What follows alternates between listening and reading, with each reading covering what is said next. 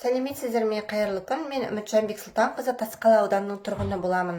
19 ақпан және 23 ақпан аралығында өткен қарсыз қоғам атты Зүлфия Тынымгерейқызы өткізген семинарға қатысқан болатынмын. Бұл семинардан біз қаржылық сауаттылығымызды арттырып, және оны қалай үнемдеу, қалай дұрыс табыс табуды үйренген болатынбыз. Зүлфия Тынымгерейқызы өзінің тәжірибелерімен, керемет тәжірибелермен бөліскен болатын. Біз бұл сабақты өте құнды деп бағалаймыз. Өзімізге керек пайдаға асырар жерлеріміз өте көп. Әсіресе табысты қалай мақсатты жұмсау және оны 4-ке бөліп, әр қаржының өзінің мақсаты болуы қажет екенін түсіндірген болатын.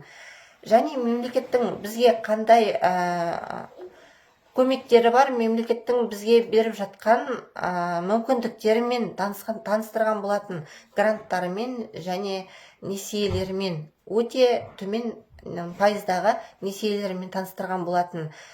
Алдағы уақытта біз осы сабақтан нәтиже көрсетеміз деп ойлаймын.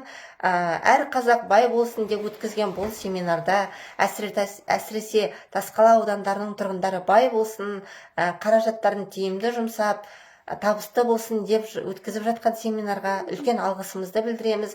Люция Әсетқызына алғысымызды білдіреміз.